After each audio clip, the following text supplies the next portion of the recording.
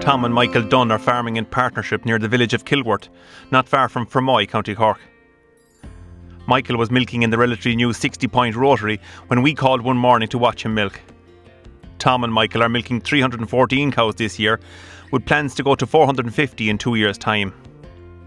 In total, this new unit cost over $650,000 when installed, but it can milk over 300 cows per hour if required. As this is a relatively new unit, cow flow in and out is very good. Cows step onto the moving platform and clusters are attached. Tom says the parlour can be operated with one man, but they get higher output if two people are present. There is only ever one person attaching clusters, with the second person checking to ensure that all cows exit the platform correctly or teat spraying. The Dunnes collecting yard is almost square. There are no backing gate, but one could easily be fitted if required. There was no issue with cows being slow to go up on the platform with every space filled.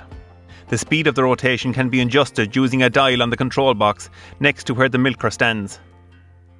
Michael says the key with rotaries is to have sufficient time in a rotation for all cows to be milked, and bringing around more than 10% of the cows for a second time is very inefficient.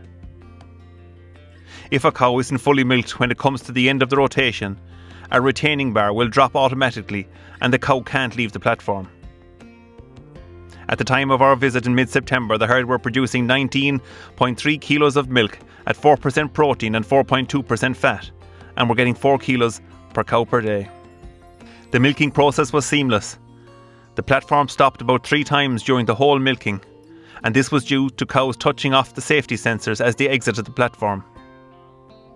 Most of the time the rotations were taking about 10 minutes, but the last rotation lasted for about 15 minutes. The Dunnes do not routinely use a post-milking teat spray for most of the year. However, in the spring, when there are 2 people present, they will teat spray after milking. Automatic teat sprayers are available for rotary parlour exit yards, and Tom says they will probably get one in the future. There is a drafter as the cows step off and exit the parlour, but again this was not being used on the day we were there and was being bypassed. The drafter selects cows out towards a batch crush area and race.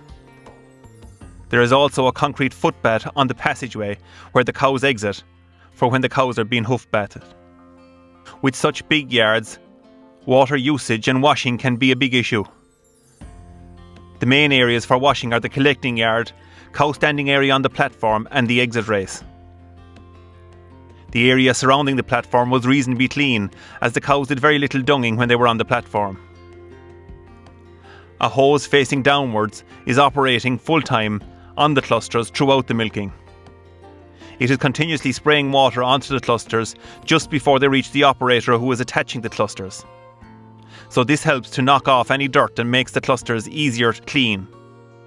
In total, Tom and Michael reckon that about 5,500 litres of water are used at each milking for washing the yards and plant. Looking to the future, it is clear that the Dunnes have plenty of capacity to increase cow numbers further. With over 330 cows being milked per hour, and with one man capable of milking on his own, there is serious output available from a parlour of this type.